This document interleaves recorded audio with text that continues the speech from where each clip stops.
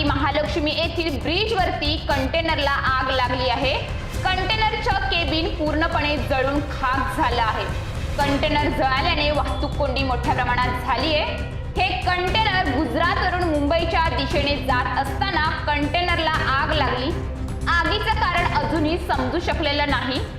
आगीमध्ये कोणत्याही प्रकारची जीवितहानी झाली आहे की नाही हे अजूनही समजू शकलेले नाही।